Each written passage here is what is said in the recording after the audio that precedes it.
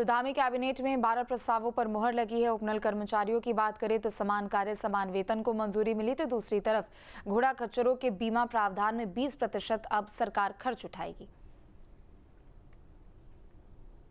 Dhami cabinet की बैठक में 12 प्रस्ताव पर मोहर लग गई और सबसे बड़ी बात यह है कैबिनेट में राज्य को पूर्णतः साक्षर घोषित कर दिया गया है। तो ये एक बड़ा फैसला आज कैबिनेट के बीच आया जिसको मंजूर कर लिया गया। इसके अलावा उत्तराखंड संस्कृत शिक्षा संशोधन नियमावली में संशोधन किया गया और उपनल के जो कर्मचारी हैं जिनकी कट ऑफ डेट 2018 रखी गई थी उसको बढ़ाकर 2024 कर दिया गया है। यानी 2024 तक जो भर्ती हुए हैं उनको भी समान वेतन समान काम समान वेतन मिलेगा।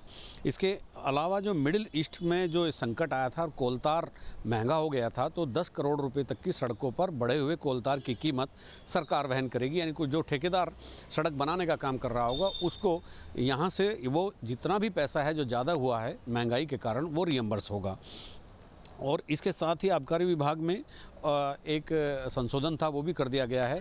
और सैलाकुई में जो एक सगंध पौधा केंद्र है जिसका नाम भी बदल दिया गया पिछली कैबिनेट में, वहाँ पर मिलावट के लिए एक प्रयोगशाला स्थापित होगी। उसके लिए 5 पद यहाँ पर सृजित कर दिए गए हैं। अंतर्राष्ट्रीय हिमालय कार रैली के आयोजन को भी मंजूरी दे दी गई है। और उत्तराखंड कारागार नियमावली और कारागार अधीनस्थ सेवा नियमावली दोनों में संशोधन का प्रस्ताव आया था, उनको मंजूरी दे दी गई है। राज्य आंदोलनकारियों एवं आश्रितों को भर्ती प्रक्रिया में दस्तावेज सत्यापन के लिए एक बार राहत दी जाएगी। यानी अभी अगर किसी का कोई इशू है तो उनको एक बार राहत दी जा सकती है। एक और अच्छी खबर है कि चारधाम यात्रा में घोड़े खच्चरों के लिए अब बीमे की व्यवस्था होगी, उनका बीमा कराया जाएगा और 5% बीमा सहायता राशि सरकार उपलब्ध कराएगी। इसके अलावा एक और जो एक नीति थी कि ट्रांसफ़र तकनीक के माध्यम से दुग्ध उत्पादन बढ़ाने के लिए जो एक प्लांट लगाया जाना था, जो पायलट योजना को उसकी मंजूरी दे दी गई है।